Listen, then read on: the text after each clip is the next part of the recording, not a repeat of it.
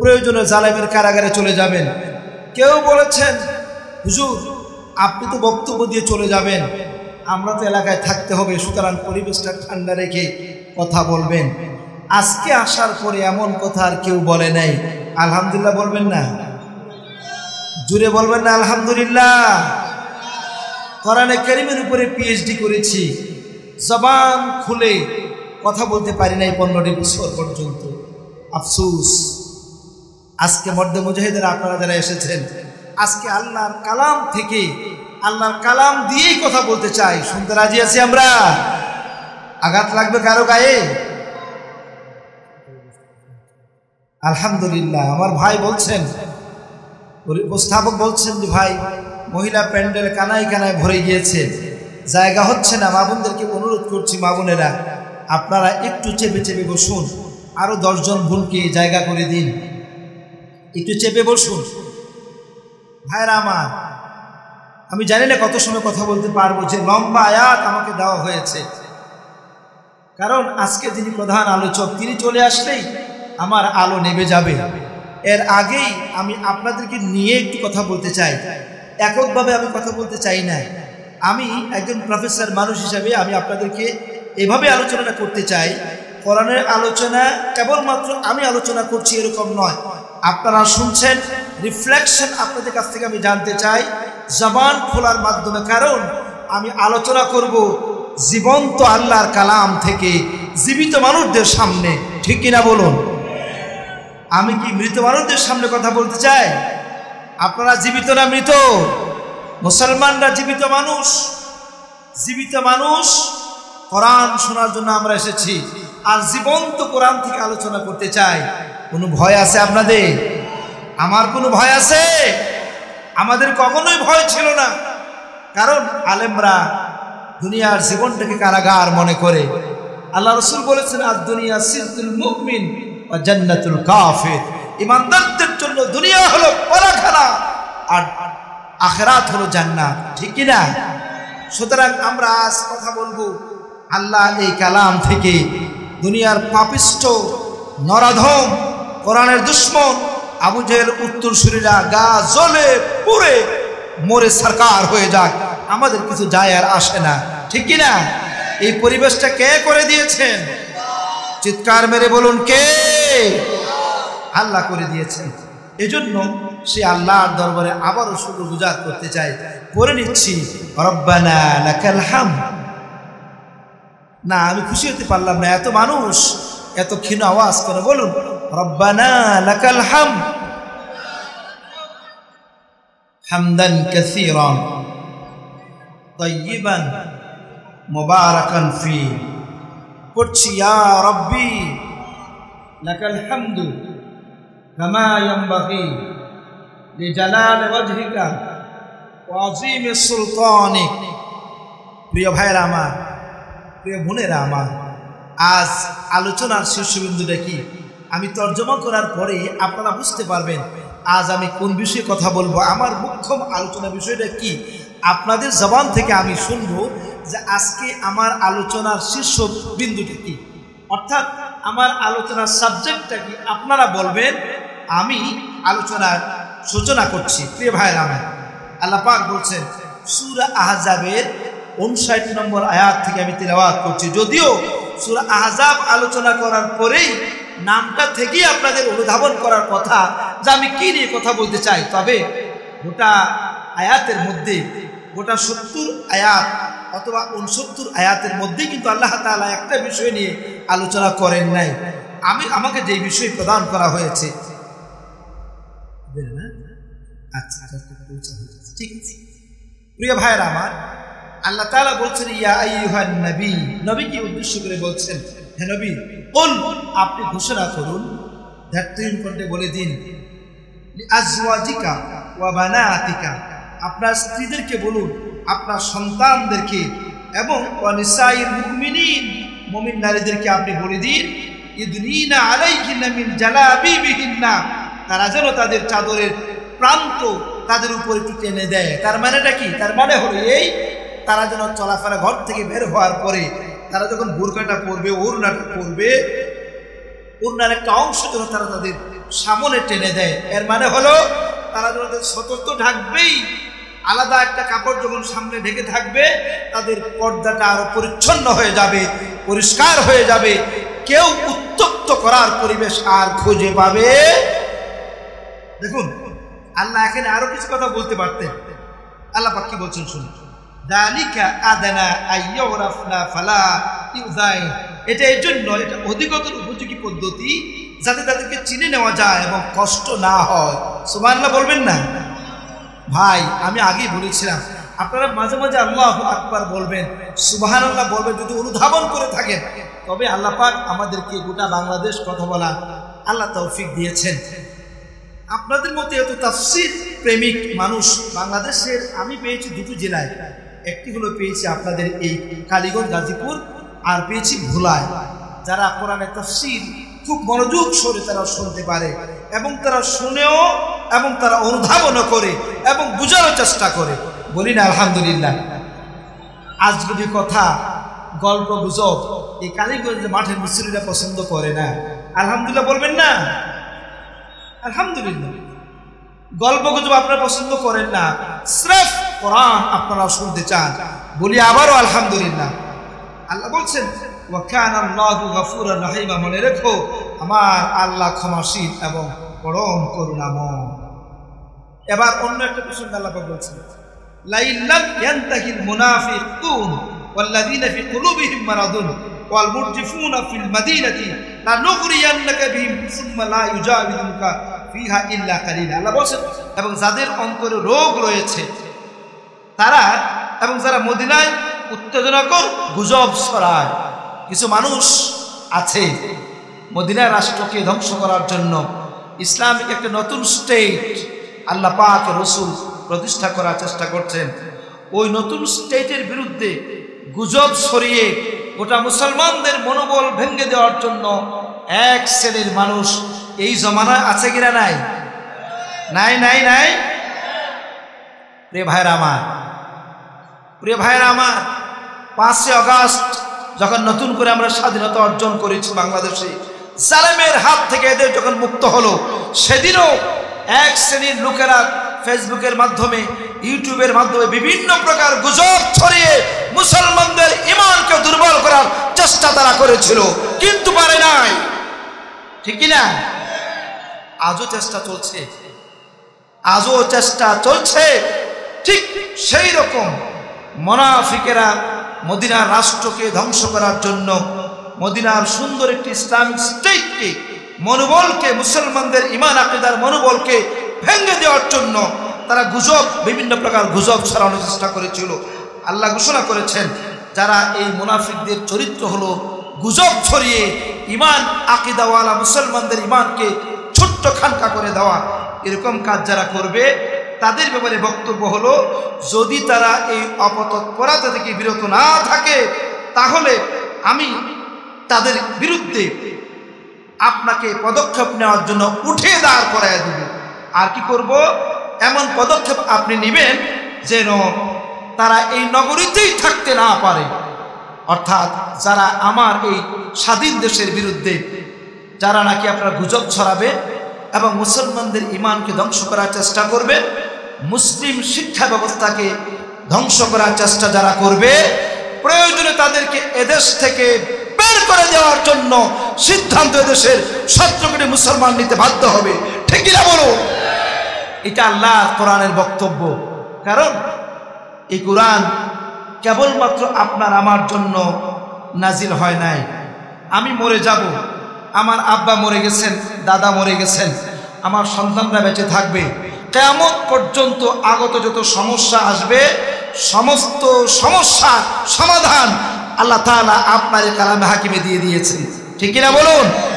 সুতরাং মদিনা রাষ্ট্রের যারা নাকি বিরোধিতা করেছিল, গুজব ছড়িয়েছিল, আজকের এই জামানায়, এই 20 শতাব্দীর 2024 সালে যারা নাকি মুসলমানদের ঈমান আকীদা নিয়ে, মুসলমানদের ধর্মীয় শিক্ষা নিয়ে, মুসলমানদের তাফসীর মাহফিল নিয়ে, অথবা মুসলমানদের শিক্ষা ব্যবস্থা ধ্বংস করার চেষ্টা যারা করবে, প্রয়োজন যদি হয়, এখনো যদি কেউ করতে চায়, আমরা তাদেরকে প্রথম সতর্ক করব, তারপরে এদেরকে প্রয়োজনে যদি প্রয়োজন হয়, যারা দাদা দেশে যাওয়ার প্রয়োজন হয়েছে তারা তো চলেই গেছে, আর যদি কেউ থেকে থাকে তাদেরকে বহিষ্কার করার জন্য আমরা সিদ্ধান্ত নিতে বাধ্য হব। ঠিক কিনা বলুন? আল্লাহ পাক পরিষ্কার করে বলছেন। এরপরে কি বলছেন? যারা গুজব যারা ছড়াবে, মালউনিন আইনামা সুকিফু উখিজু ওয়া কুতিলু তাকতিলা। আল্লাহ বলছেন যে চারদিক থেকে তাদের উপর অভিশাপ বর্ষিত হবে।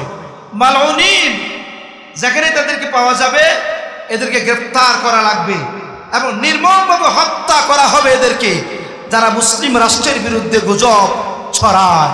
কয়টা শাস্তি? একটা হলো এদের উপরে আল্লাহ লানত, সমস্ত লানতকারীদের লানত। আর কি?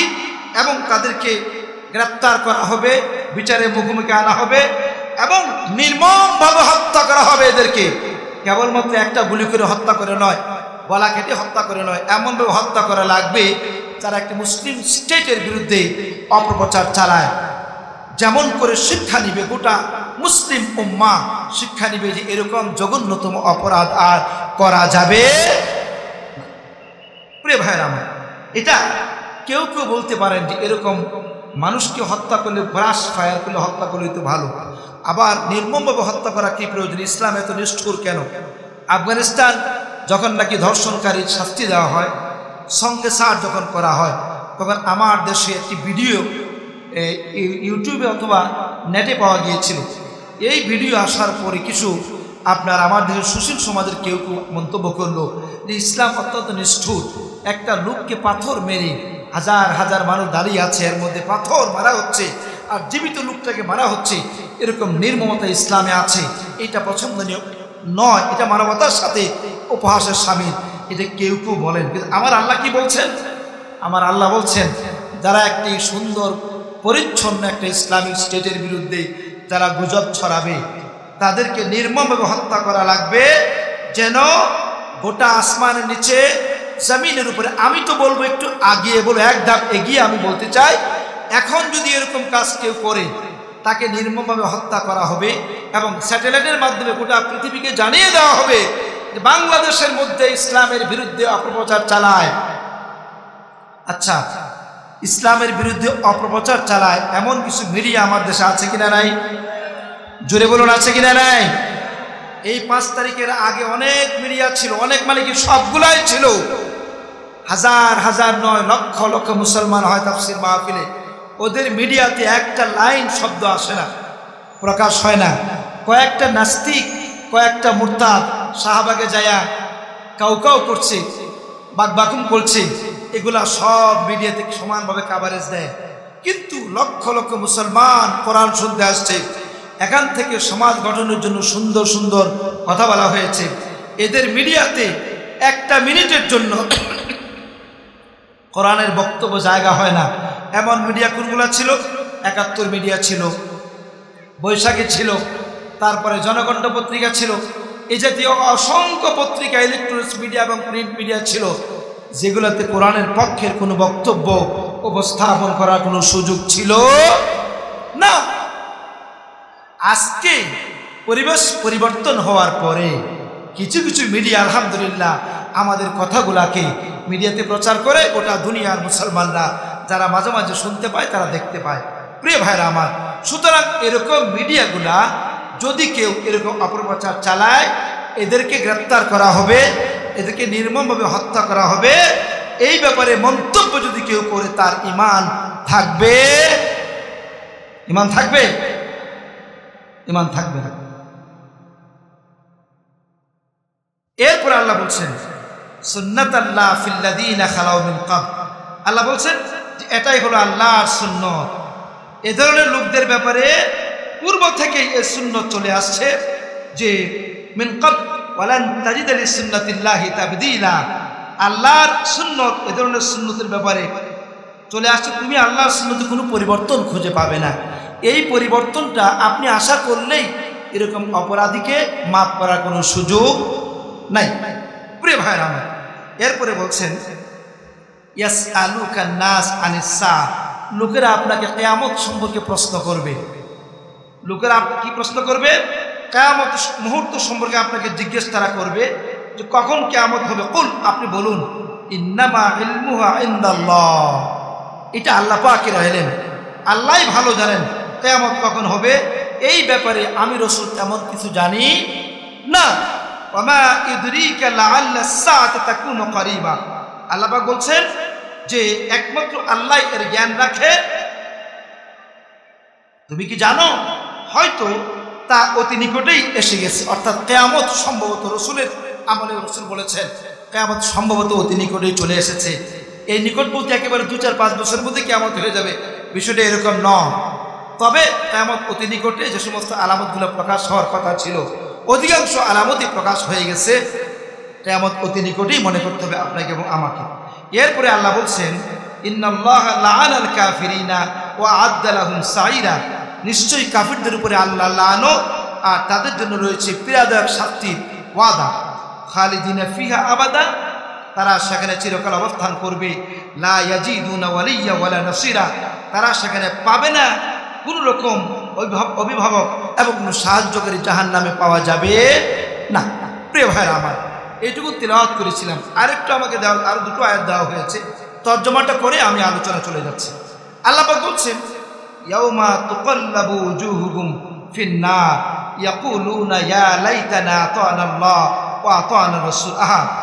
যেদিন তাদের মুখমণ্ডল আগুনের মধ্যে উলট পালট করা হবে, অর্থাৎ আগুনে পুড়ে ছারকার করে দেওয়া হবে, তখন তারা বলবে হায় আফসোস, যদি আমরা, ইয়া লাইতানা, আমাদের জন্য চরম আফসোস, আতা'না আল্লাহ ওয়া আতা'না রাসূল, আহারে আফসোস যদি আমরা আল্লাহ তার রাসূলের আনুগত্য করতাম, আমার এই জীবনটা যদি আমি আল্লাহর পথে চালাইতাম অথবা রাসূলের পথে যদি চালাইতাম।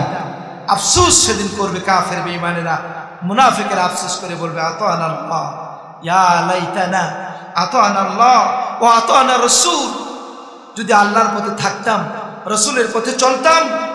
ওয়া ক্বালু, আরো তারা বলবে রব্বানা ইন্না আতা'না সাদাতানা ওয়া কুবারা'না ফাদাল্লুনা সাবিলা। মুসলমান ভাইয়েরা ভালো করে শুনুন, তারা আরো বলবে হে আমাদের রব, আমরা আমাদের নেতাদের এবং প্রভাবশালীদের আনুগত্য করেছিলাম। ও মুসলমানেরা, সেদিন আপনি বলবেন, আল্লাহ আপনার জবান খুলে দিবে যে কি বলবে তারা, যে আমরা আমাদের নেতাদের আনুগত্য করেছিলাম আর আনুগত্য করেছিলাম আমাদের সমাজের প্রভাবশালী যারা তাদের আনুগত্য করেছিলাম, তারা আমাদেরকে সঠিক পথ থেকে বিচ্যুত করেছে। আজকে আপনি যার আনুগত্য করছেন, আপনার নেতা যদি সঠিকভাবে আপনাকে পরিচালিত না করে, এবার আপনাকে প্রশ্ন করছি আমি, যদি আপনার নেতা মুসলমান না হয়, যদি আপনার নেতা ইমানদার না হয়, তাহলে তিনি কি আপনাকে ইমানের পথে পরিচালিত করতে পারবে? কথা বলেন। একটা লোক নিজেই হলো গোমরাহ, আপনাকে হিদায়াতের পথে পরিচালিত করা সম্ভব? অবশ্যই সম্ভব নয়। প্রিয় মুসলমান ভাই এবং বোনেরা, খুব ভালো করে দৃষ্টি আকর্ষণ করুন, এই ব্যাধি আমাদের সমাজে রন্ধ্রে রন্ধ্রে ছেয়ে গেছে। আমরা নামাজ পড়ছি, আমরা রোজা রাখছি, আমরা হজ করছি, আমরা যাকাত দিচ্ছি, আমরা ইয়াতীমদেরকে আপ্যায়ন করছি, ভালো কাজ দান খয়রাত করছি, অনেক ভালো কাজ আমরা করছি। বাট এই জায়গায় আমরা ধরা, কোন জায়গায় ধরা? আমি যার আনুগত্য করছি, যার পেছনে আমার শ্রম দিচ্ছি, যার পেছনে আমার বিবেক, বুদ্ধি, শক্তি, সামর্থ্য সব উৎসর্গ করছি, এই লোকটা নামাজ পড়ে না, এই লোকটা মদখোর, এই লোকটা জানাখোর, এই লোকটা সুদখোর, এই লোকটা জুলুমখোর। মনে রাখবেন, আপনার নামাজি মুসলমান হয়ে একজন জানাকার নেতার পিছনে আনুগত্য করা মুসলমানের কাজ হতে পারে, ঠিক কিনা? খুব ভালো করে খেয়াল করতে হবে মুসলমানেরা। শত শত বছর কোরআন শুনলেন, লক্ষ লক্ষ মুসলমান তাফসীর শুনলো, বছরের পর বছর এই ভুল মেসেজটা নিয়ে গেলেন, এই ভুল শুধরাতে পারলেন না। আমার ব্যর্থতা এই জায়গায়, আমাদের ব্যর্থতা এই জায়গায় যে আমরা বুঝাতে ব্যর্থ হলাম মুসলমানদেরকে নামাজ, রোজা, হজ, যাকাত, এটা ততক্ষণ পর্যন্ত কার্যকারী হবে না যতক্ষণ পর্যন্ত বাকি কাজগুলো আপনার জন্য আনুগত্যের দিক থেকে আপনি আল্লাহকে আনুগত্য না করবেন, রাসূলকে আপনি আনুগত্য না করবেন, ঠিক কি না? আমাদের সমাজে অনেক ভুল মেসেজ রয়েছে। কি ভুলটা সেটা? এটা এরকম কথা। এই জন্য সেদিন আপনিও বলবেন, যদি আপনি সেই ভুলের মধ্যে থাকেন, আপনিও সেদিন বলবেন, কি বলবেন? রব্বানা, ও আমাদের রব, ইন্না আতানা সাদাতানা, আমি আমার সমাজের মহান নেতাকে অনুগত্য করতাম। নেতা কি করত? নেতা নামাজ পড়তো, রোজা মাঝে মাঝে রাখতো, আর আল্লাহর কোরআনকে মানত না, তিলাওয়াত কেবল করতো। কোরআন ভিত্তিক জীবন পরিচালিত হোক, আমার নেতা এটা চাইতো না। এমন নেতা আমার সমাজে আছে কিনা নাই? চিৎকার মেরে বলতে হবে মুসলমান, এই ভুলটা আমাদের সমাজে আছে কিনা নাই? যেই নেতা কোরআন চায় না, যেই নেতা কোরআন ভিত্তিক সমাজ চায় না, যেই নেতা কোরআন ভিত্তিক বিশ্ববিদ্যালয় চায় না, যেই নেতা কোরআনের আইন দিয়ে পার্লামেন্ট চলুক চায় না, যেই নেতা কোরআন দিয়ে থানা প্রশাসন চলুক চায় না, এমন নেতা মুসলমান আনুগত্য করতে পারে কি? পারে পারে পারে প্রিয় ভাইরা আমার, এরপরে আপনি কি বলবেন? যে ফাদাল্লুনাস সাবিলা, এই নেতার আনুগত্য করার কারণেই আমাকে হিদায়াত থেকে গুমরাহি পথে নিয়ে গিয়েছিল। যদি আমি আনুগত্য না করতাম, যদি আমি আব্দুল্লাহ ভাইয়ের সঙ্গে না চলতাম, তাহলে আমি আর এরকম গুমরাহ হতাম না, ঠিক কি না? প্রিয় ভাইরা আমার, এটুকুনি শ্রেষ্ঠ সর্বশেষ আয়াত, রব্বানা, ও আমাদের রব, আতিহিম দিফাইনি মিনাল আযাব ওয়ালআনহুম লানান কাবীরা, হে আমাদের রব, তাদেরকে দ্বিগুণ শাস্তি প্রদান করুন আজকে, এবং তাদের প্রতি ভয়ানক অভিশাপ বর্ষণ করা হবে সেদিন। প্রিয় ভাইরা আমার, সেদিনের কথা কোনো কাজ হবে না। সেদিন আপনি হাজারবার আল্লাহকে বলবেন, আল্লাহ আমাকে যে শাস্তি দিয়েছেন, এরকম শাস্তি তাকে 2 বার দেন, দ্বিতীয়বার দেন, 1000 বার দেন। উনাকে শাস্তি দিলে আপনার কোনো উপকার হবে? আমার কোনো উপকার হবে?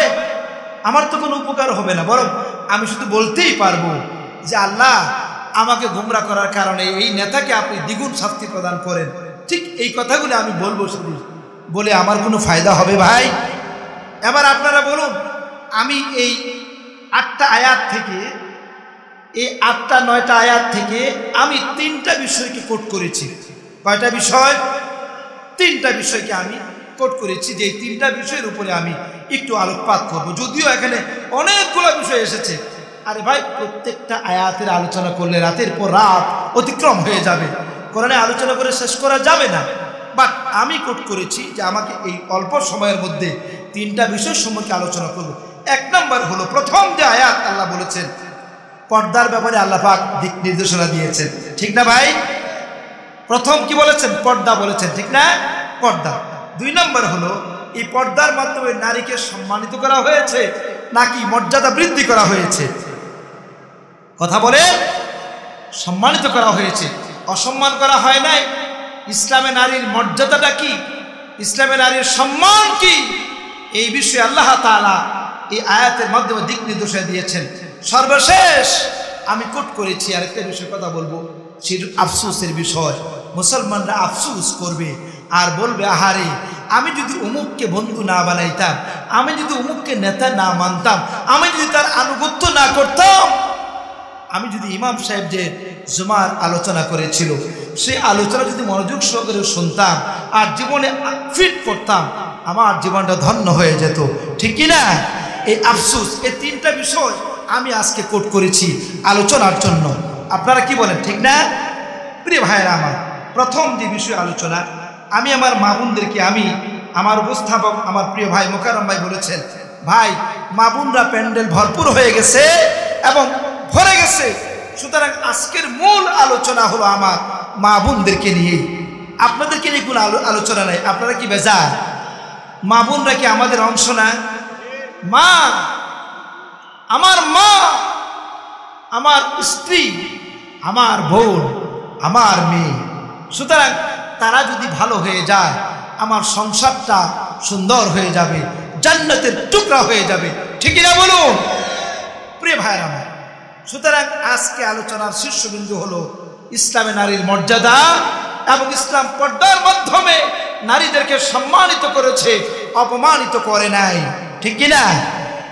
প্রিয় যুবক ভাইয়েরা, মাঝে মাঝে আমার সাথে একটু সাড়া দিবেন যদি যদি আপনাদের বিবেককে বলে এই কথাটাই সঠিক। প্রিয় ভাইয়েরা আমার, আমি আজ এই আয়াত তাফসীর করতে যে 4-4টা তাফসীর আগে পড়েছিলাম, আজকে আরো 4-4টা তাফসীর যোগ করলাম, করে দেখলাম যে আল্লাহর লক্ষ্যটা কি।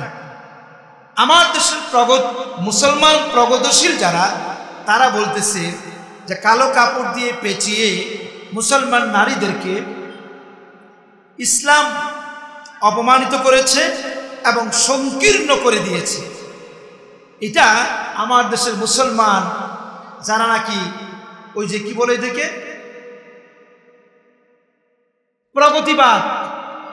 প্রগতিবাদী মুসলমানেরা যারা সমাজটাকে কন্ট্রোল করছে, ভালো করে খেয়াল করুন, আমি কিন্তু সমাজ কন্ট্রোল করছি না।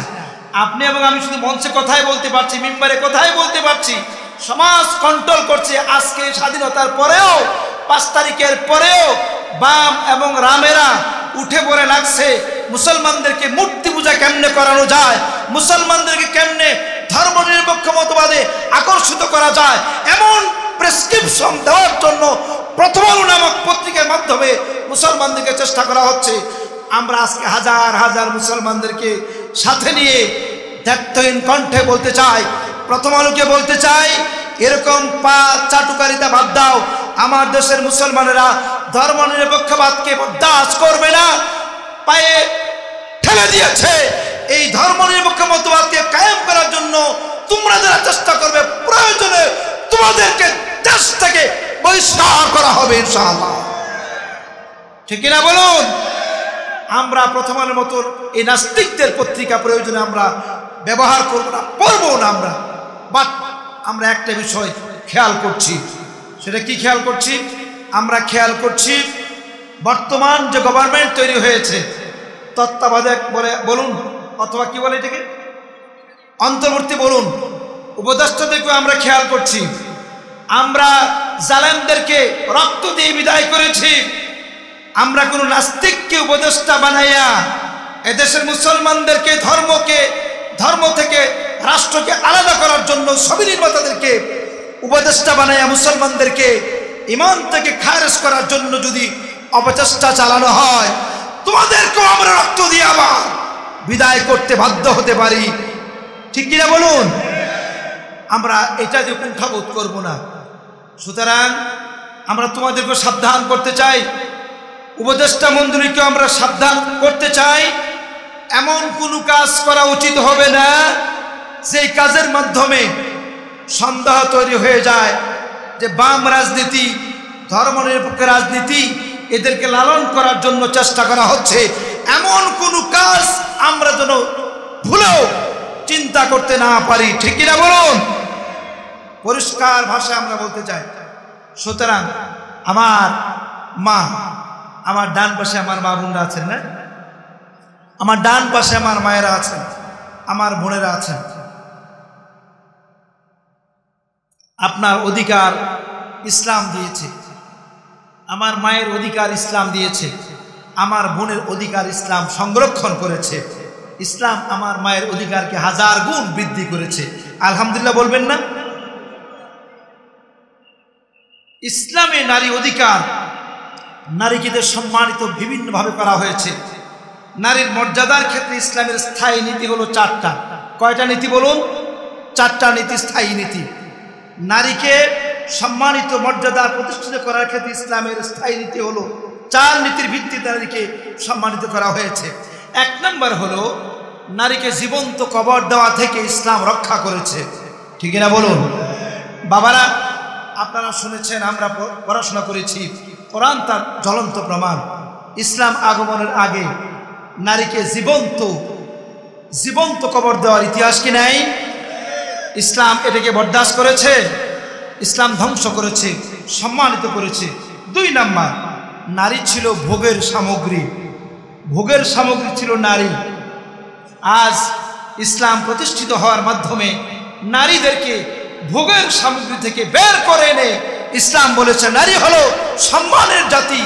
আর রাসূল বলেছেন আদ-দুনিয়া কুল্লুহা মাতাউ ওয়া খায়রুল মাতা'id দুনিয়া ইমরাতুস সালিহা। সুবহানাল্লাহ বলুন।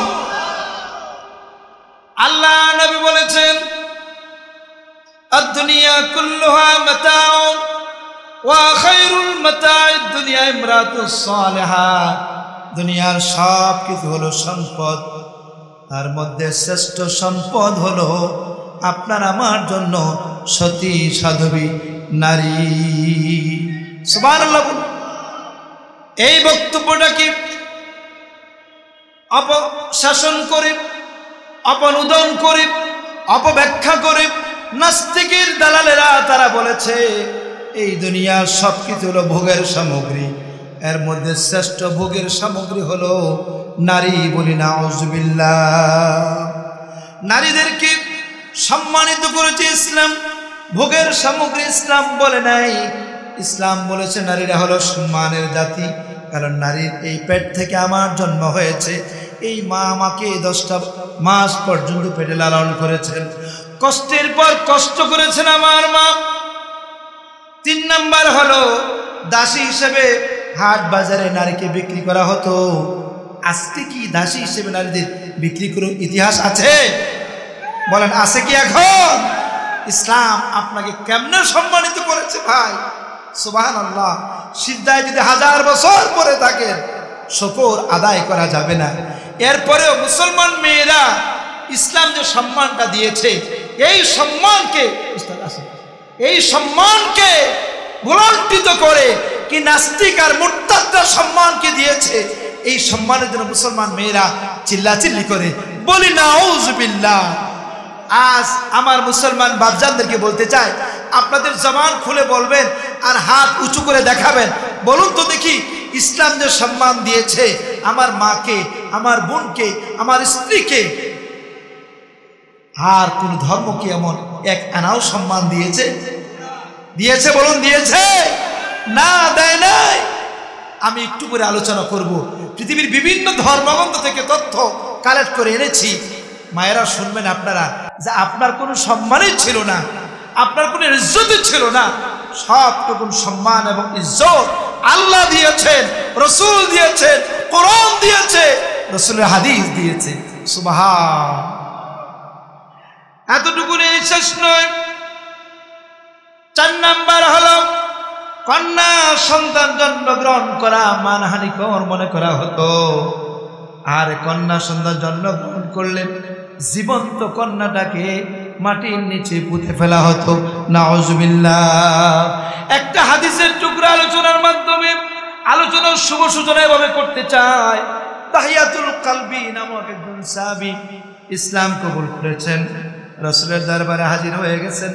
রাসূলুল্লাহ বলেছেন, দাহিয়াতুল কালবিরে শোনো, আমার সামনে এসে চোখ ইসলাম কবুল করুক, কালমা কবুল করে মুসলমান হয়ে গেছে। অনেক আগে অনেক কথা আছে, সে অপ্রাসঙ্গিক কথা আমি বলতে চাই না। দাহিয়াতুল কালবি বলছি, ইয়া রাসূলুল্লাহ, ইসলাম কবুল করার পরে আমার কি অবস্থা হবে? নবীজি বলেন, দাহিয়াতুল কালবিরে শুনো, ইসলাম যখন তুমি কবুল করে নিয়েছো, তোমার জবানে যখন তুমি পড়ে নিয়েছো লা ইলাহা ইল্লাল্লাহু মুহাম্মাদুর, এই বাণী তুমি যখন পড়ে নিয়েছো, তোমার অতীতের সব গুনাহ আল্লাহ রাব্বুল আলামিন ক্ষমা করে দিয়েছেন, আর সমস্ত গুনাহগুলোকে আল্লাহ নেকি দিয়া পরিবর্তন করে দিয়েছে। সুবহানাল্লাহ বলুন। আমার ভাইয়েরা, দাহিয়াতুল কালবি কাঁদছে, কান্নার আওয়াজটা আরো বেড়ে গেছে। নবীজি বলছেন, কালবি রে, এতক্ষণ আস্তে আস্তে কান্না করছিলে, এখন জোরে জোরে কান্না করছো কেন? বলছে, রাসূল, আমার সমস্ত গুনাহ মাফ হলেও আমার একটা গুনাহ, আমার সব গুনাহ কি আমার মাফ হয়ে যাবে?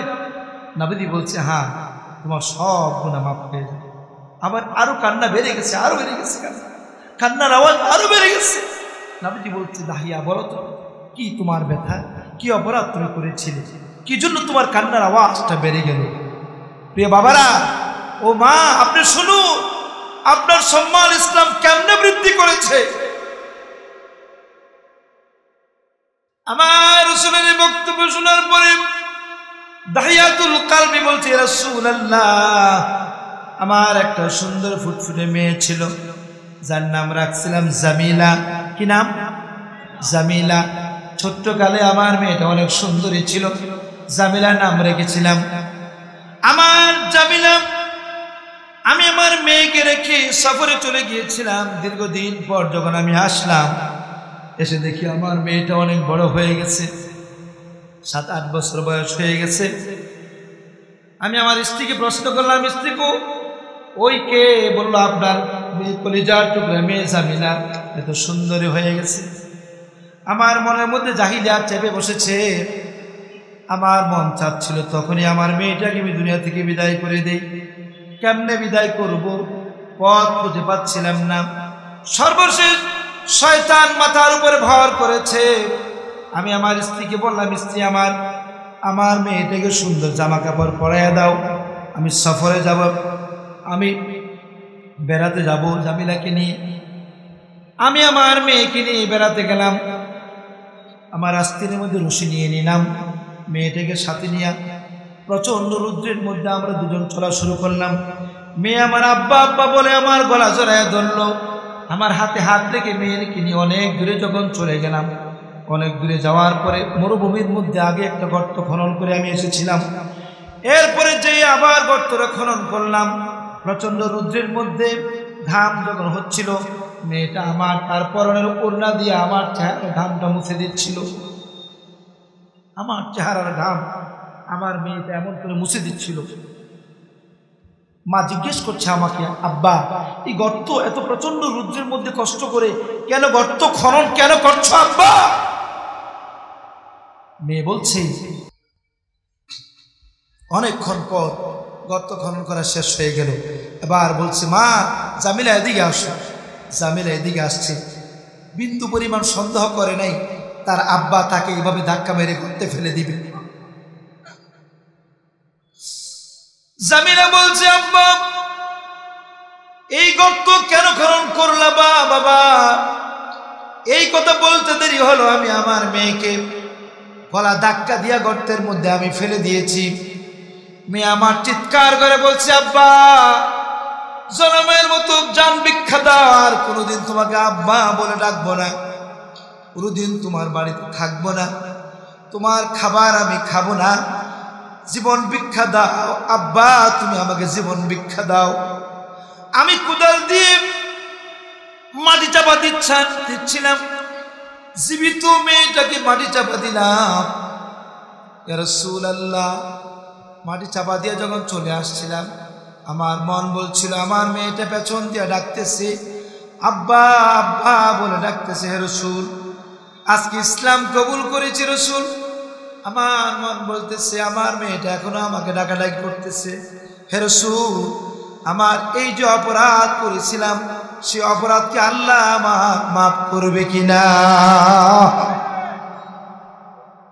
নবীজি বললেন, দাহিয়াতুল কলব, যখন তুমি পড়ে নিয়েছো লা ইলাহা ইল্লাল্লাহ, আল্লাহ তোমার সব গুনাহ ক্ষমা করে দিয়েছেন। সুবহান। আমরা কত ভাগ্যবান মুসলমান হয়েছি, ইসলাম কবুল করেছি। আজকে আমরা জন্মগত মুসলমান, মুদ্রাগত ভাবে আল্লাহ আমাদেরকে ইমানদারি করে জন্ম দিয়েছেন। বলি আলহামদুলিল্লাহ। আমার মা, আল্লাহ আপনাকে সম্মানিত করেছেন।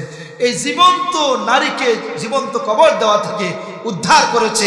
কে উদ্ধার করেছে? ইসলাম উদ্ধার করেছে। সুবহানাল্লাহ বলুন। ও আমার ভাইরা, এবার আসুন ইসলাম আপনাকে কোন কোন দিক থেকে সম্মানিত করেছে ধারাবাহিক একটু আলোচনা করি আমার মা সম্পর্কে।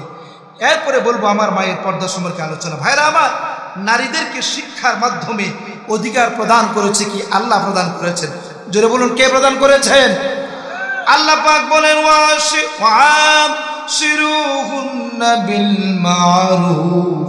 আল্লাহ পাক বললেন নারীদের সঙ্গে তোমরা উত্তম আচরণ করো, সাবধান, কর্কশ মেজাজে কথাবার্তা বলবা না। স্ত্রীদের সঙ্গে ভালোবাসার দৃষ্টিতে কথাবার্তা বলো। ভালোবাসার দৃষ্টিতে কথাবার্তা বললে আল্লাহ রাব্বুল আলামিন সবটাই তোমার ইবাদত হিসেবে আল্লাহ কবুল করে নেবে।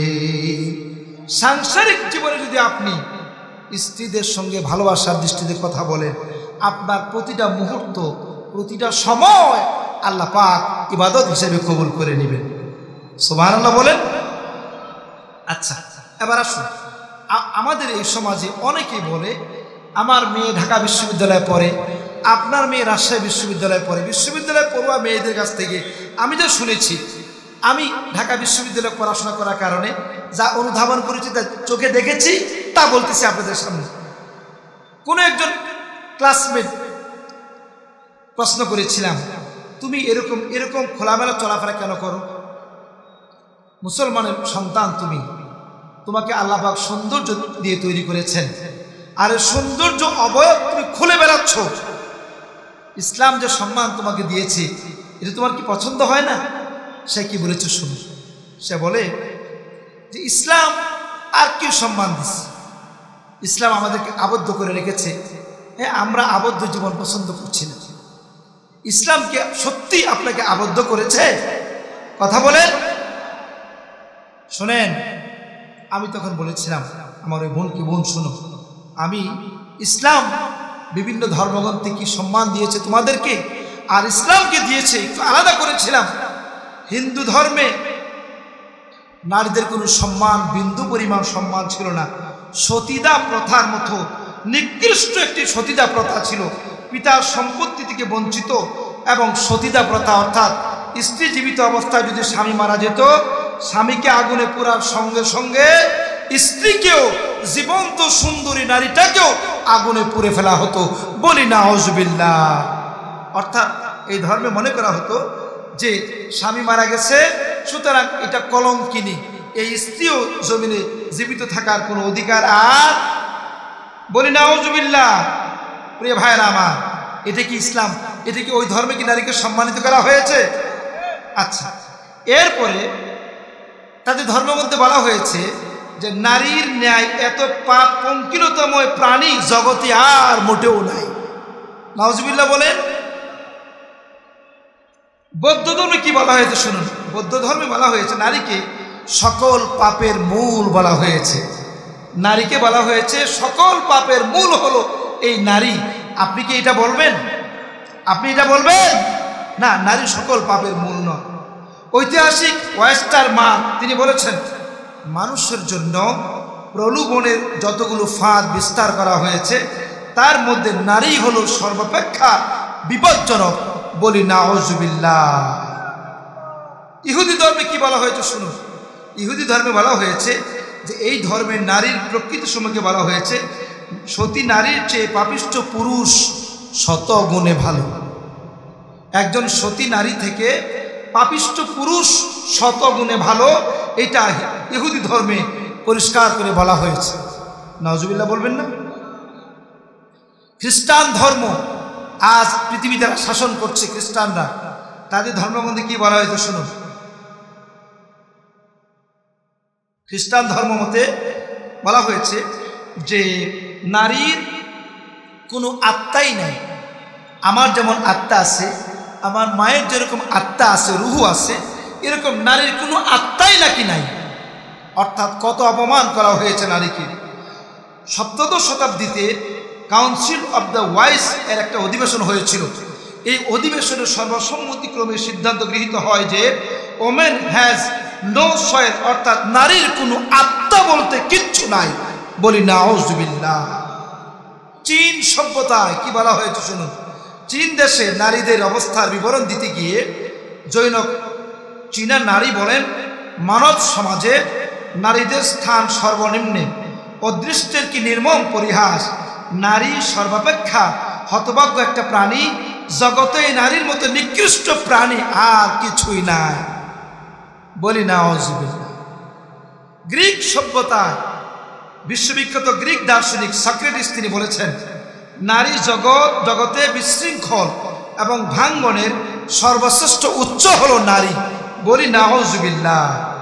রোম সভ্যতায় কি বলা হয়েছে? রোম সভ্যতায় বলা হয়েছে পরিবারে নেতা ও পরিচালক হলো পিতা বা স্বামী। যখন ইচ্ছা তখনই নারীকে ঘর থেকে বের করে দেওয়ার অধিকার রয়েছে, বহিষ্কার করতে পারবে। আস্তাগফিরুল্লাহ পড়েন।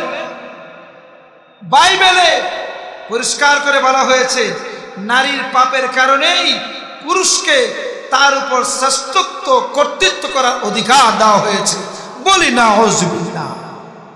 প্রিয় মুসলমান ভাইরা, এতক্ষণ পর্যন্ত আমি 10টা ধর্মগ্রন্থের তথ্য দিয়েছি। এবার বলি, এবার প্রশ্ন করি আপনাদেরকে, বলুন আপনারা এই 10টা ধর্মগ্রন্থের কোনো একটাও কি আমার মাকে সম্মানিত করা হয়েছে? আমার বোনের ইজ্জত কি দেওয়া হয়েছে? আমার স্ত্রীকে কি সম্মানিত করা হয়েছে? একটাও করা হয় নাই। বাইবেল, যে বাইবেলের তথ্য মুসলিমরা দেয়, খ্রিস্টানরা দেয়, বাইবেল পড়েছি, তথ্য সংগ্রহ করেছি, বাইবেলে পরিষ্কার করে বলে দেওয়া হয়েছে নারীর পাপের কারণেই নারীর উপরে পুরুষের কর্তৃত্ব করা অধিকার দেওয়া হয়েছে। দেখি এই কথার প্রতি উত্তরে আল্লাহ কি বলেছেন। আমি একটা কথা বলবো রেফারেন্স ছাড়া, আপনি বিশ্বাস করে নেবেন, এটা হতে পারে না। আল্লাহ কি বলেছেন পরিষ্কার কোনো উদ্ধৃত আছে কিনা দেখি, আল্লাহকে প্রশ্ন করি। আল্লাহ নারীর অধিকার, নারীর উপরে পুরুষের শ্রেষ্ঠত্ব কেন দিয়েছ? আল্লাহকে প্রশ্ন করলাম, দেখি আল্লাহ কোনো জবাব দেয় কিনা। আল্লাহকে জবাব দিবে? আল্লাহ রাব্বুল আলামিন বলেন, আর-রিজালু কাওয়ামুনা আলান নিসা। আল্লাহ পাক বললেন নারীদের উপরে পুরুষকে শ্রেষ্ঠত্ব দেওয়া হয়েছে। কারণ কি? বিমা ফাদ্দালাল্লাহ, শ্রেষ্ঠত্ব দেওয়ার কারণ হলো এই পুরুষ সকাল থেকে বেরিয়ে যায় গভীর রজনী পর্যন্ত এই নারীর নিরাপত্তার জন্য সব কিছু করে, এই নারীকে আরাম দেওয়ার জন্য, শান্তি দেওয়ার জন্য, প্রশান্তি চিত্তে জীবনটা অতিক্রম যেন নারী করতে পারে, সেজন্য জীবনের রক্ত অর্জিত অর্থ এই নারীর পেছনে ব্যয় করে, ঠিক না? এখন আপনি বলতে পারেন, হুজুর আমার বউ তো, আমি চাকরি করে পাই 12,000, আমার বউ তো পাই 48,000, সুতরাং আমার বউয়ের কামাই পাল্টা আমি খাই, তাইলে এই কোরআনের কথা তো মিথ্যা হয়ে গেল। এটা আপনি বলবেন নাকি? কে বলেছে? আপনার স্ত্রীকে আপনি চাকরি করার জন্য বলেছে কে? হ্যাঁ, করান, যদি করাতে চান আপনি করান, কোনো আপত্তি নাই। তবে এটা যখন আপনি পুরুষ বলবেন, সকিনার মা শোনো, আগামীকাল থেকে আর চাকরিতে যাওয়া লাগবে না, এমন মা বোনেরা ভালো করে শুনুন, আপনি চাকরি করেন 48,000 টাকা বেতনে, আপনার স্বামী চাকরি করে 12,000 টাকা বেতন, আপনার মধ্যে চরম অহংকার বিরাজ করছে, স্বামীকে স্বামী মনে করছেন না, স্বামীকে থুরাই কেয়ার করছেন। ইসলামের বিধান ভালো করে শুনুন। স্বামী যদি বলে, যদি স্বামী খেয়াল করে যে আমার স্ত্রী আমাকে থুরাই কেয়ার করছে, আমাকে সম্মান দিচ্ছে না, আমার হুকুম মানছে না, আমাকে বিন্দু পরিমাণ কেয়ার করছে না, আমি একজন পুরুষ জীবিত না থেকে মরে যাওয়া আমার জন্য ভালো, সংসারে আমার শ্রেষ্ঠত্ব নাই, কর্তৃত্ব নাই, যদি স্বামী মনে করে, সকিনার মা শোনো, আগামীকাল থেকে তোমার চাকরি করার কোনো প্রয়োজন নাই, যদি স্বামী নির্দেশ দেয় আপনার বিন্দু পরিমাণ অধিকার নাই, স্বামীর কথাকে ভায়োলেট করে চাকরিতে যাওয়া আপনার জন্য হারাম, বলেছেন আকাশের মালিক কে? কথা বুঝতে পারছেন না? বুঝেন না? মা বোনেরা ভালো করে খেয়াল করুন, কোরআন শুনছেন, শিক্ষা নিয়ে যান। আপনি চাকরি করেন, আমার কোনো আপত্তি নেই, আপনি ডিসিগিরি করেন, এসপি হন, জজ হন, ব্যারিস্টার হন, সব আপনি হন, স্বামীর আনুগত্যের শৃঙ্খলে থেকে, পর্দার মধ্যে থেকে আপনাকে হওয়া লাগবে, ঠিক কিনা বলুন আমার ভাইয়েরা? এবার আসুন, এই নারীর যে অধিকার এবং মর্যাদা রক্ষার জন্য ইসলামের ভূমিকাটা কি? এই নারীর অধিকার দিয়েছে আল্লাহ, সম্মান দিয়েছে আল্লাহ, কিন্তু আজকে কি সেই নারীর অধিকার যথাযথ কি আছে? কথা বলেন নাই। আচ্ছা, না থাকার কারণটা কি? আল্লাহর দোষ নাকি? আল্লাহকে সম্মান দেয় নাই? দোষটা তাহলে কার? আমরা খুঁজে বের করবো ইনশাআল্লাহ। আমি অনেকগুলো বিষয় দোষ খুঁজে পেয়েছি, এর মধ্যে একটা দোষ পেয়েছি, এই একটা দোষ যদি আমরা মুক্ত হয়ে যাই, নারীদের অসম্মানী হওয়ার জন্য আর সম্মানিত হওয়ার জন্য আর কিচ্ছু লাগবে না। বলুন তো আপনারা সেই দোষটা কি? কি হতে পারে দেখি, আমার সেন্সের সাথে আপনাদের মিলে কিনা। আমি অনেকগুলো দোষ পেয়েছি নারীদের অসম্মান হওয়ার জন্য, এই সূরা হাজাব তিলাওয়াত করে, তাফসীর পড়ে, এর মধ্যে একটা খুঁজে পেয়েছি। এই একটা যদি সংশোধন হয়ে যায়, গোটা নারী সমাজ সম্মানিত হবে, হাটে ঘাটে বাজারে বাড়িতে অফিসে সব জায়গায় সম্মানিত হবে। সেটা কি? মাশাআল্লাহ, কে বলেছে? সবাই বলুন, সেটা কি? সুবহানাল্লাহ বলবেন না? জোরে বলুন সুবহানাল্লাহ। অনেকগুলো দোষ আছে আমার মা বোনদের, এর মধ্যে একটা যদি আমরা সংশোধন হয়ে যাই, আল্লাহকে শপথ করে বলি, আমি আল্লাহর কালামকে হাতে নিয়ে চিৎকার করে বলতে পারবো, যদি নারী কেবলমাত্র এই জিনিসটাকে লঙ্ঘন থেকে ফিরে আসে, এই কোরআনের কসম করে বলি, আমার মা, আমার বোন, আমার স্ত্রী, আমার মেয়ে আল্লাহর আরো সম্মানিত হয়ে যাবে, আপনি দুনিয়ায় সম্মানিত হয়ে যাবেন যদি একটা মানে। তার নাম কি? জোরে বলুন। হিজাব বা পর্দা। সূরা আহজাব এই বিষয়গুলো নিয়ে আলোচনা করা হয়েছে। আমার ভাইয়েরা, আল্লাহকে প্রশ্ন করি, আল্লাহ আমার মা বোনদের ইজ্জত তুমি কেমনে দিয়েছ, কেমন করে সম্মান তুমি বৃদ্ধি করেছ। বাইরে উঠেছেন আল্লাহ রাব্বুল আলামিন পয়েন্ট ভিত্তিক উদাহরণ দিয়ে বলছেন, বান্দারে যেমনে বলে এমনি ব্যবহার করতে পারবে না নারীকে, সুন্দরী রূপসী নারীকে তোমার ইচ্ছে হয়েছে ভোগ করবে পাশ্চাত্যের মতো না। যখন মনে হয়েছে পেটটা বড় হয়েছে, বাপ হিসাবে মেয়ের গায়ে হাত স্পর্শ করা যাবে না। আপনার বোনটা বড় হয়েছে, যুবতী হয়েছে, আপনার বোনের গায়ে আপনি স্পর্শগত জায়গায় হাত দিতে পারবেন না। প্রতিবেশীর মেয়েটা বড় হয়েছে, প্রতিবেশীর মেয়েকে ফুসলায়া ফুসলায়া জেনার মতো কাজে লিপ্ত হওয়া যাবে না।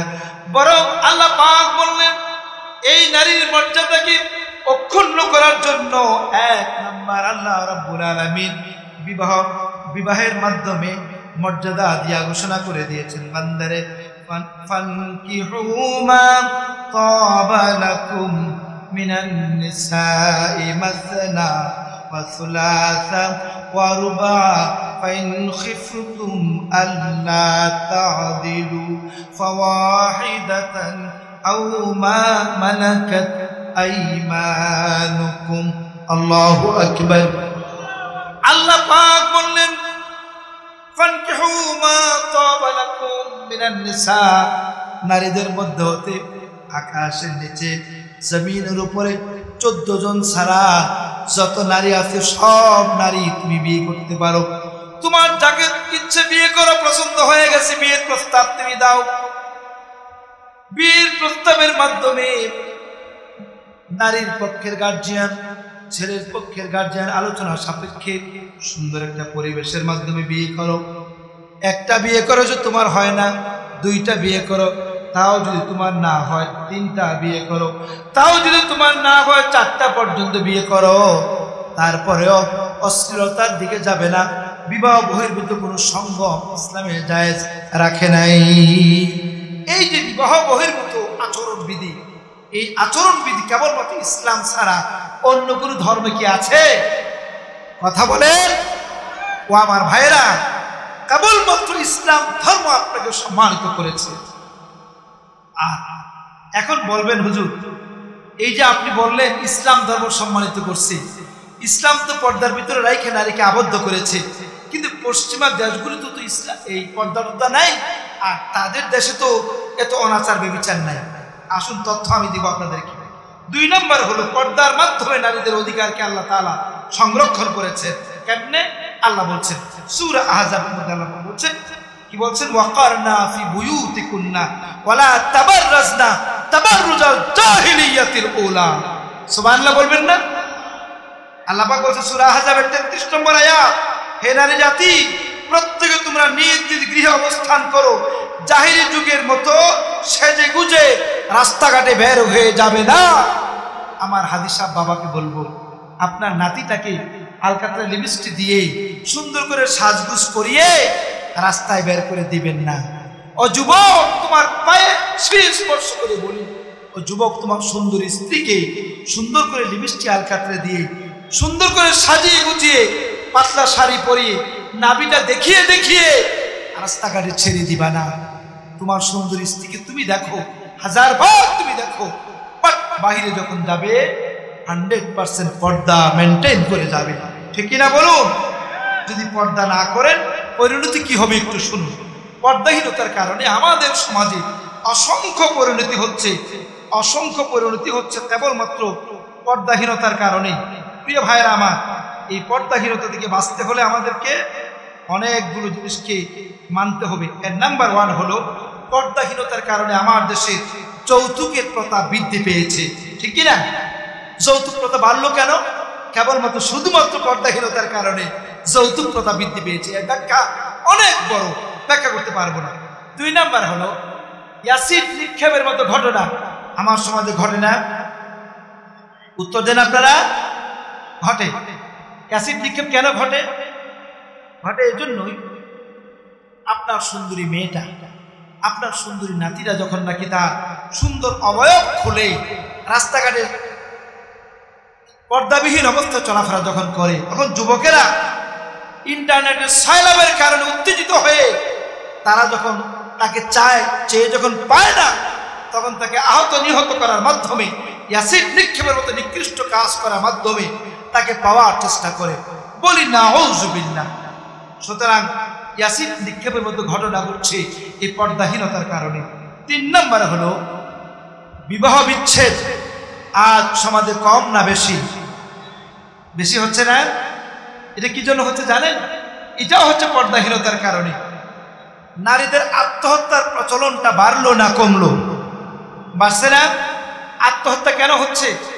এই পর্দাহীনতার কারণে আত্মহত্যা বাড়ছে।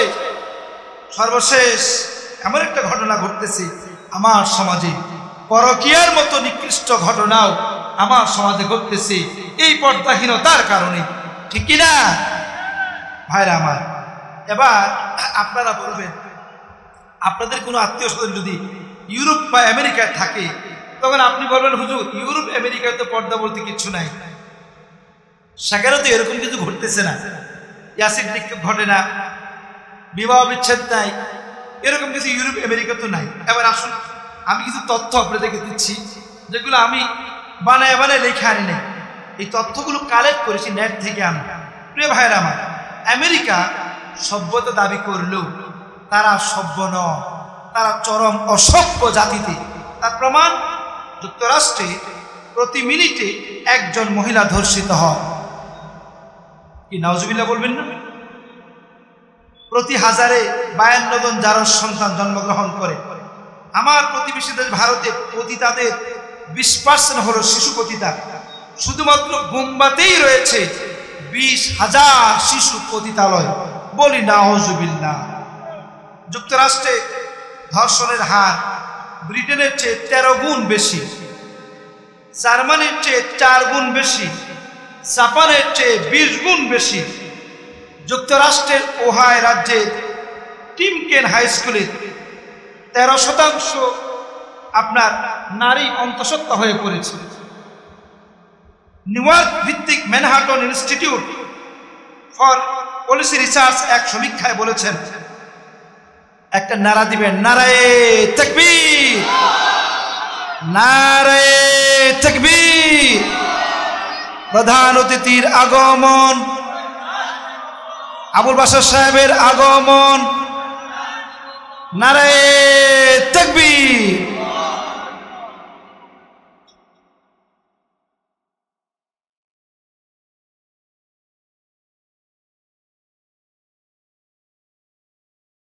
জি, আমার ভাই চলে এসেছেন। 1000 ভোল্টের লাইট আসলে 20% লাইটের কোনো আর আলো থাকে না, এটা স্বাভাবিক। আর আমার বড় ভাইকে এত বড় আলেম, এত বড় আন্তর্জাতিক কোনো আলোচক, ওনার সামনে কথা বলার মতো হিম্মত এবং সাহস আল্লাহ আমাকে এখনো প্রদান করেন নাই। উপস্থাপক বলেছেন হুজুর 10 মিনিটের মধ্যে সমাপ্ত করবে। আমি 10 মিনিটও যেতে চাই না, আমার এইটুকুন শেষ করেই আমি আমার আলোচনা সমাপ্ত করতে চাই। প্রিয় ভাইয়েরা আমার, সুতরাং ইউরোপ আমেরিকা যারা বলেন যে ওই দেশে তো ধর্ষণ নাই, ওই দেশে মহিলারা খুব শান্তিতে আছে, এই চিত্রের মাধ্যমে আমি দেখিয়ে দিয়েছি যে না, ইউরোপ আমেরিকার শান্তিতে মুসলমানেরা যারা পর্দানশীল তারা থাকতে পারে, এছাড়া অন্য যারা আছে তারা শান্তিতে নাই।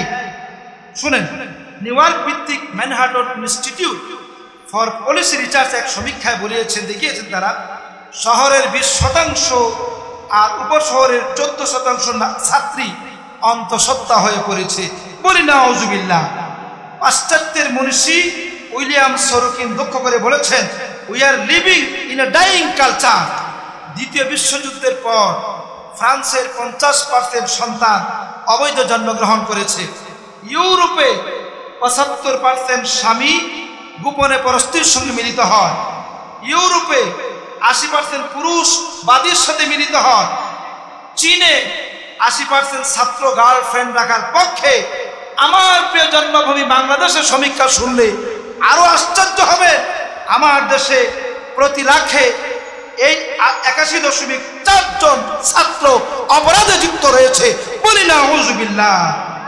আমার প্রিয় ভাইয়েরা, সুতরাং ইসলাম আপনাকে সম্মানিত করেছে বিভিন্ন ভাবে। আমি আমার মাকে বলি, মা, আপনার পেট থেকে আমার জন্ম হয়েছে, আপনার ব্যাপারে ইসলামকে সম্মানটা দিয়েছে। ছোট্ট একটা হাদিস বলেই আমি আমার আলোচনা সমাপ্তি টানছি। শুধুমাত্র যুবকদেরকে বলবো, যুবক, আজকের আলোচনার শীর্ষবিন্দু ছিল পর্দা, আর পর্দা টেনে নিয়েছে আমার মার কাছে।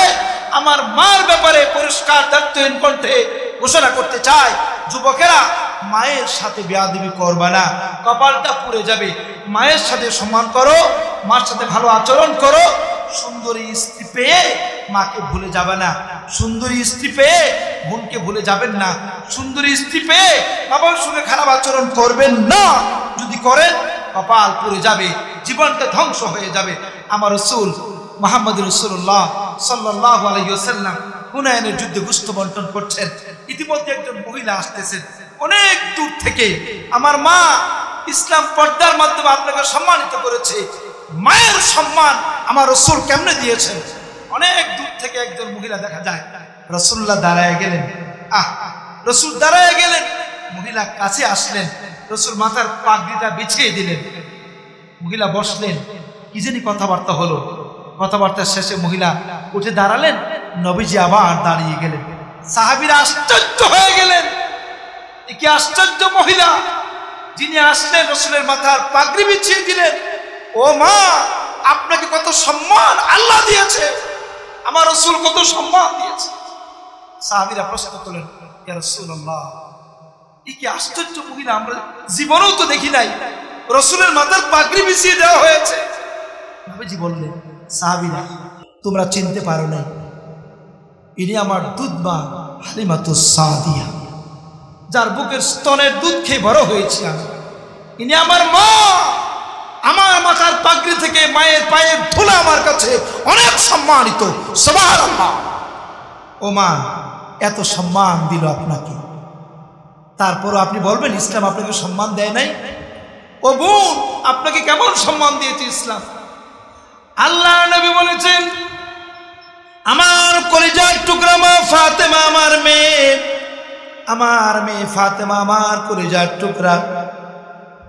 আমার মেয়ের সঙ্গে আমার আচরণ কেমন ছিল? রাসূল বলেন, আমি যখন সফরে যাইতাম, সবার সঙ্গে দেখা করা শেষ হয়ে গেল, সবার শেষে আমি আমার কলিজার টুকরা মেয়ে ফাতেমার সঙ্গে আমার দেখা করতাম। আমি আমার মেয়ের সাথে কথাবার্তা বলে তারপরে আমি চলে যেতাম।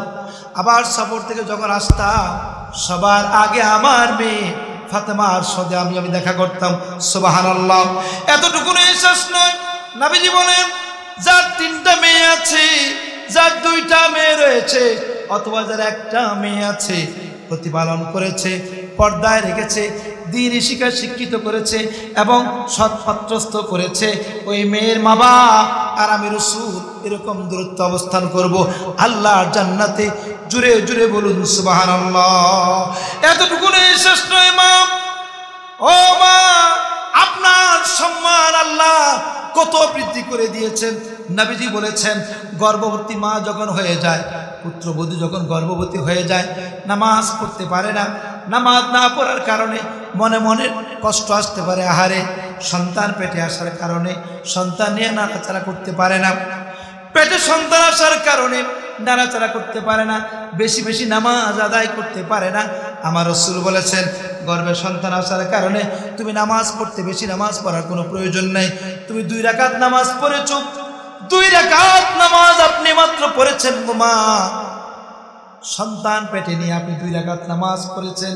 রাসূলুল্লাহ বলেন, সন্তানবিহীন অবস্থায় 80 রাকাত নামাজ পড়লে যে সওয়াব হতো, আল্লাহ রাব্বুল আলামিন আপনাকে এই সওয়াব আমল নামায় দিয়ে দে।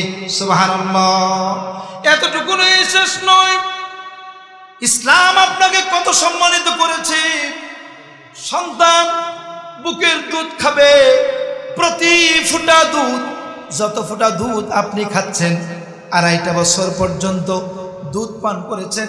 একটা মানুষ মায়ের বুক থেকে কয় মণ দুধ পান করেছেন আপনি হয়তো জানেন না।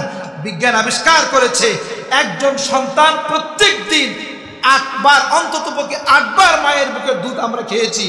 প্রতিবার 250 গ্রাম হলে 8 বারে 2 লিটার দুধ, 2.5 বছরে 75 মণ দুধ আমার মায়ের স্তন থেকে আপনি খেয়েছেন, আমি খেয়েছি আমার মায়ের স্তন থেকে। সুবহানাল্লাহ বলে 75 মণ দুধ খেয়েছি আমার মায়ের স্তন থেকে। এই দুধ খাওয়ার পরে যে সন্তান মায়ের সঙ্গে বেয়াদবি করে, এবার আসুন এই যে দুধ খেয়েছি আমি তৃপ্তি পেয়েছি, আমি বড় হয়েছি, আমার মায়ের কি লাভ হয়েছে? ইসলাম বলছে মায়ের লাভ হয়েছে কি, প্রত্যেক ফোঁটা দুধের বিনিময়ে আল্লাহ রাব্বুল আলামিন এক একটা সওয়াব আমার মায়ের আমল নামায় দিয়ে দিয়েছেন। সুবহানাল্লাহ। এতটুকুনি শেষ নয়, আমার মা প্রসব ব্যথা যখন চিৎকার করে কাঁদে, প্রসব ব্যথা শুরু হয়েছে, সবার কাছ থেকে বিদায় নেওয়া শেষ হয়ে গেছে, স্বামীর কাছে এসে বিদায় নিচ্ছি, চোখের পানি ছেড়ে দিয়ে কান্নাকাটি করে সব বিদায় নেওয়া শেষ হয়ে গেল। এবার স্বামীর কাছ থেকে বিদায় নিয়ে প্রসব রুমে চলে গেলেন, সন্তান দুনিয়াতে আসবে। আমার রাসূল বলছেন এই প্রসব ব্যথার যন্ত্রণাটা এত কঠিন যন্ত্রণা, এক একটা চিৎকার যেন এক একটা উহুদ পাহাড় পরিমাণ ওজন। এই চিৎকারের বিনিময়ে আল্লাহ রাব্বুল আলামিন এক একটা উহুদ পাহাড় পরিমাণ সওয়াব আমার মায়ের আমলনামায় দিয়ে দিয়েছে। সুবহানাল্লাহ। এখন তো এই সওয়াবটা মায়েরা পাবেন, কারণ সন্তান আসার মাত্রই সিজার হয়ে যায়, ঠিক কি না? কখনো কখনো আমার মেয়েরা সামান্য ব্যথা, প্রসব ব্যথা সহ্য করতে চায় না, বুকের দুধ আমরা এখন খাওয়াই না, এই জন্য সন্তানের সঙ্গে মায়ের দরদ হয় না, মহব্বত পয়দা হয় না। আধুনিক যুগে দেখা যাচ্ছে সন্তানরা, অধিকাংশ সন্তান মাকে পছন্দ করে না, অধিকাংশ সন্তান আব্বাকে পছন্দ করে না, ঠিক কি না? বৃদ্ধাশ্রমগুলো ভরে যাচ্ছে। আমি গাজীপুর বৃদ্ধাশ্রমে গিয়েছিলাম গত 2 বছর আগে। আফসোস, চোখের নিচে কালো দাগ পড়ে গেছে, কালো দাগ কাঁদতে কাঁদতে বৃদ্ধাশ্রমের মা বাপগুলোর কালো দাগ পড়ে গেছে। কয়েকজন সাক্ষাৎকার নিলাম, আমি নেওয়ার পরে জানলাম আহারে অনেকের ছেলে মেয়ে ডাক্তার, ইঞ্জিনিয়ার, অনেক বড় কিছু আছে, ইটালি থাকে, আমেরিকা থাকে, সুইডেন থাকে, অস্ট্রেলিয়া থাকে, মা বাপ পড়ে আছে, এই বৃদ্ধাশ্রম পড়ে আছে। প্রিয় ভাইরা আমার, এই কপালপুরা কেন হলো? তবে একটা আশার বাণী শুনিয়ে যায়। আমি অনেকের সঙ্গে সাক্ষাৎ করলাম, দীর্ঘ সময় পর্যন্ত ঘুরলাম, কিন্তু একজন মা বাপ পেলাম না যে আমার একটা ছেলে হাফেজে কোরআন, আমার একটা ছেলে মসজিদের ইমাম, আমার একটা ছেলে মুহাদ্দিস, আমার একটা ছেলে মুফাসসির, আমার একটা ছেলে কোরআনের মুফাসসির। এমন কোনো মা বাপ আমি খুঁজে পেলাম না। যদি পাইতাম নিজেকে কপাল পোড়া মনে করতাম। এখন ভাগ্যবান মনে করি এজন্যই যে আমার আল্লাহর কোরআন পড়াশোনা করার মাধ্যমে, আমার মুহাদ্দিস বড় ভাইদের কাছে হাদিস পড়ার মাধ্যমে আমরা জানতে পেরেছি আমার মায়ের সম্মান যত বেশি আমি দিব, আল্লাহ তত বেশি সম্মানিত আমাকে করবে, ঠিক কিনা বলুন? সুতরাং সন্তানদেরকে আলেম বানাবেন। মাকে বলবো, মা আপনার মেয়েটাকে পর্দায় রাখেন, ইসলামী শিক্ষা শিক্ষিত করেন, মেয়েটাকে আলেমের কাছে বাদগ্রস্ত করুন। আপনার আলেম জামাতা যদি কমপক্ষে হয়, আপনার জীবনটা ধন্য হতে পারে। কোনো না কোনো উপায়ে আলেমদের সঙ্গে সম্পর্ক রাখুন, ঠিক কিনা বলুন? সর্বশেষ যে কথা বলে আলোচনা শেষ করতে চাই, প্রিয় ভাইয়েরা আমার, ছেলেরা আজ অনেক বেশি বেপরোয়া হয়ে যাচ্ছে মাদের থেকে। যেদিকেই যাই সেদিকেই মাহফিলে গেলে বলে, হুজুর আমার জন্য একটু দোয়া করবেন, আমার ছেলেটা বউ প্রেমিক হয়ে গেছে, মাত্র 3 মাস হলে বিয়ে করালাম, এত আউস করে বিয়ে করালাম, আজকেই আলাদা হওয়ার জন্য উঠে পড়ে লেগেছে। আপনাদের এলাকায় মনে হয় এরকম নাই? আমার আপত্তি এক জায়গায়। আমার মাকে বলি, মা 3 মাসের মধ্যে এই মেয়েটাকে আপনি কেন পোষ মানাতে পারলেন না? এটা যেরকম আপনার জন্য অযোগ্যতা। আর আমি বলবো আমার মেয়ের পিতা হিসাবে আমি কত কলঙ্কিত পিতা, আমার মেয়েটাকে বিয়ে দেওয়ার সময় আমি কেন বলে দিলাম না, মা এতদিন পর্যন্ত তুমি আমার ঘরে ছিলে, আমার মেয়ে, এখন আমি ওই বাড়িতে তোমাকে বিয়ে দিয়ে দিলাম, ওই বাড়ির মুরব্বী তোমার বাপ আর মুরব্বী হলো তোমার মা, সুতরাং এটা সুখ দুঃখের অংশীদার তারা হবে। এটা কেন আমি বলে দিতে পারলাম না? চুন থেকে পান খুঁজতে পারে না, টেলিফোনে বলে দেয় শাশুড়ির কাছে, আপন মায়ের কাছে, একটা জঞ্জাল লেগেই থাকে সংসারের মধ্যে, শেষ পর্যন্ত আলাদা হওয়ার উপক্রম হয়ে যায়। এরকম কেন রে ভাই? এই সুন্দর সংসারটাকে আমরা কি করতে পারি না? এই জন্য আমার এই প্যান্ডেল ভর্তি মা বোনদের অনুরোধ করব, যেরকম করে আপনার মেয়েটা অন্য জায়গায় আপনি ঘর জামাই নিচ্ছেন আপনার মেয়ের মাধ্যমে, আর ঠিক আপনার ছেলেটা অন্যের ঘরে চলে যাচ্ছে, এই কুপ্রথা দূর করার জন্য আমাদেরকে ইসলামী শিক্ষা শিক্ষিত হওয়া লাগবে, মনটাকে ইসলামী ধাঁচে তৈরি করা লাগবে। তাহলে আজকে সূরা আহজাবের আলোচনা আমার জন্য আপনার জন্য সার্থক হবে বলে আমি মনে করছি। আল্লাহ রাব্বুল আলামিন আমাদের সকলকে আমাদের সংক্ষিপ্ত আলোচনা থেকে যে কথাগুলো বলেছি, আল্লাহ যেন সবার আগে আমাকে